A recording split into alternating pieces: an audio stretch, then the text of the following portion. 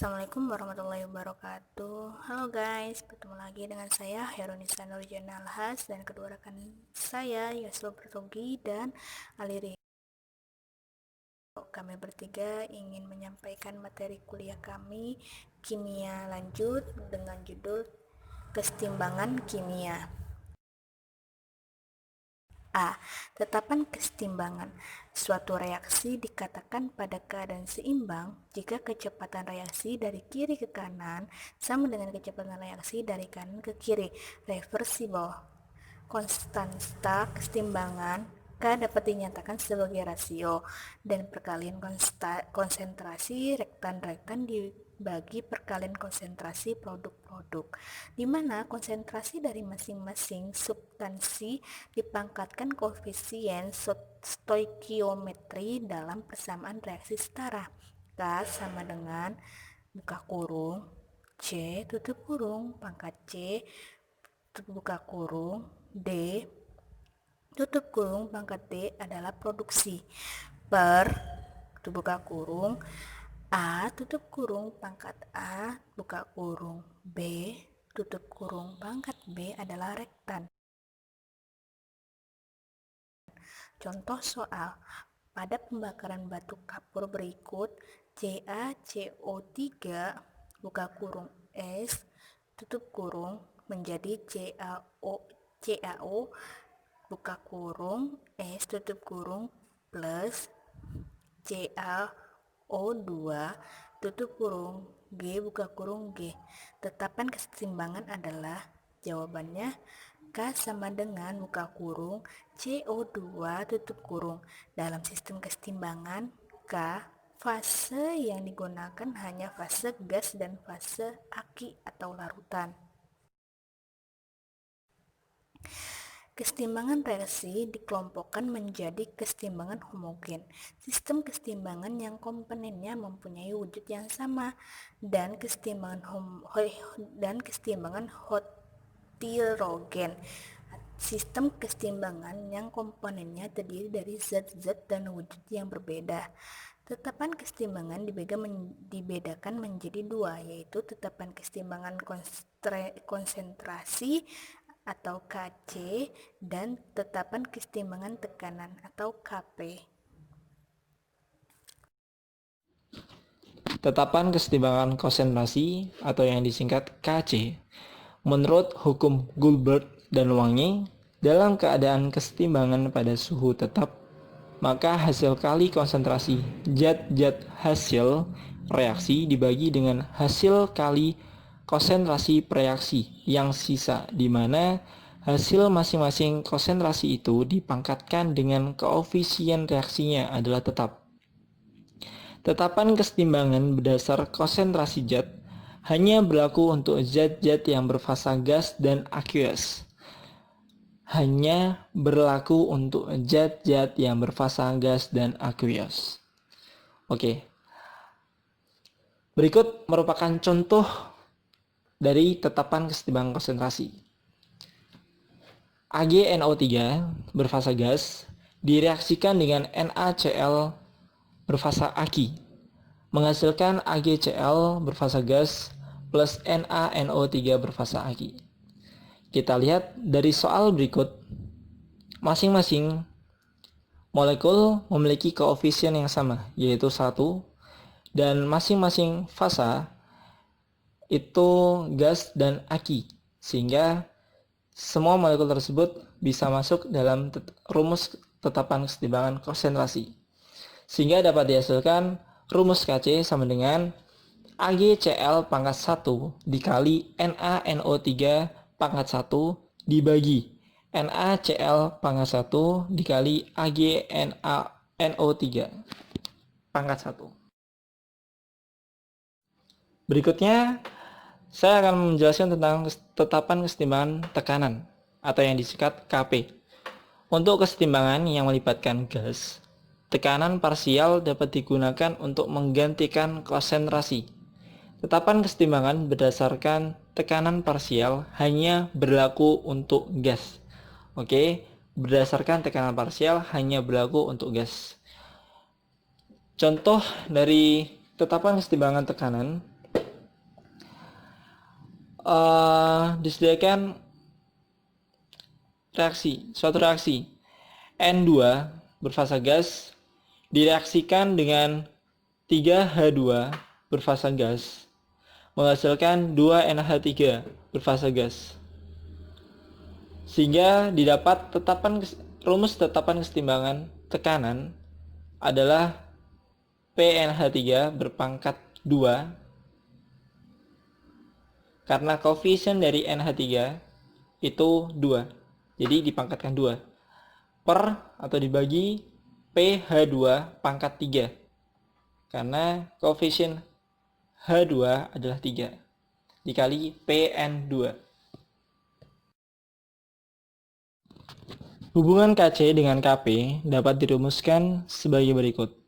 KP sama dengan KC, kurung buka R kali T, kurung tutup pangkat delta N, di mana R sama dengan tetapan gas universal yang sama dengan 0,0826 liter ATM per mol per Kelvin. T sama dengan temperatur, satuannya adalah Kelvin. Dan delta N sama dengan jumlah koefisien kanan dikurangi jumlah koefisien kiri.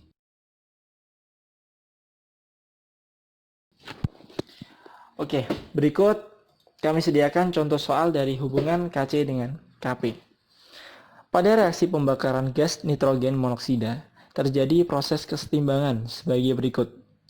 2NO berfasa gas direaksikan dengan O2 berfasa gas menghasilkan 2NO2 berfasa gas. Jika pada suhu 27 derajat Celcius, harga tetapan kesetimbangan Kc pada proses tersebut 2,46 kali 10 pangkat min 5, maka harga Kp dari reaksi tersebut adalah jika R sama dengan 0,082 LATM per mol per K. Oke. Dari soal tersebut, diketahui T sama dengan 27 derajat Celcius. Kita ubah dulu menjadi Kelvin, sehingga 27 ditambah 273, maka dihasilkan 300 Kelvin.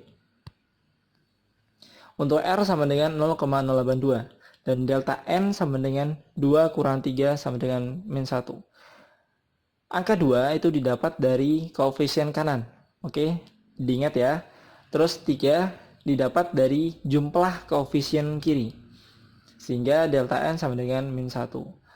Kc sama dengan 2,46 kali 10 pangkat min 5. Sehingga Kp sama dengan 10 pangkat min 6. Selanjutnya saya akan menjelaskan tentang pergeseran kesetimbangan. Prinsip Le Chatelier menyatakan bahwasanya usaha untuk mengubah suhu, tekanan atau konsentrasi reaksi dalam suatu sistem dalam keadaan setimbang merangsang terjadinya reaksi yang mengembalikan kesetimbangan pada sistem tersebut. Ada beberapa faktor yang mempengaruhi kesetimbangan.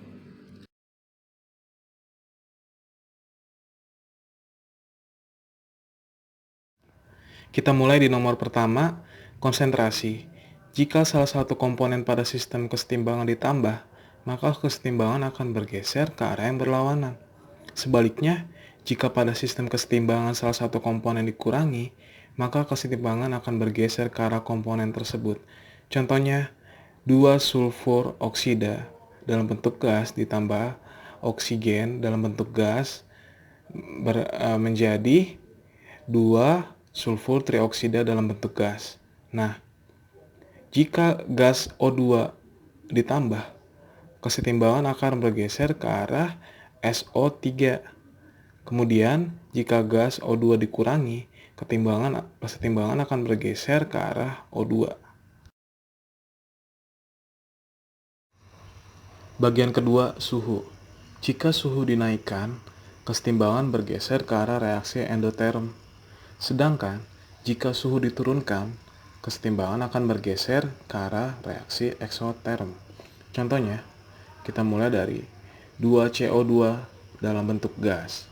Sebagai reaktan menghasilkan 2CO dalam bentuk gas ditambah O2 dalam bentuk gas, di mana sigma H itu nilainya positif 566 kJ. Nah, di sini jika suhu diturunkan, kesetimbangan akan bergeser ke arah CO2. Jika suhu dinaikkan, kesetimbangan akan bergeser ke arah CO dan O2. Bagian ketiga, tekanan dan volume. Pengaruh volume atau tekanan berbanding terbalik. Jika volume diperbesar, tekanan diperkecil, maka kesetimbangan akan bergeser ke koefisien besar.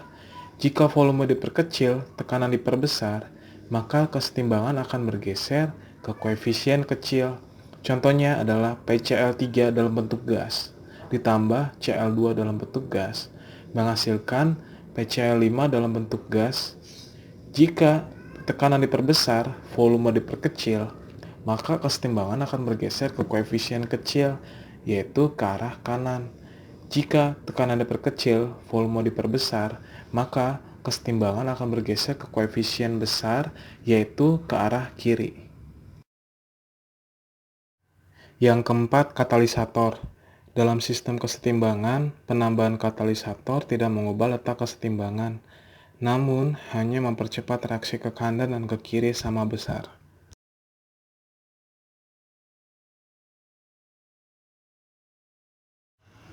Di sini, kita masuk ke contoh soal.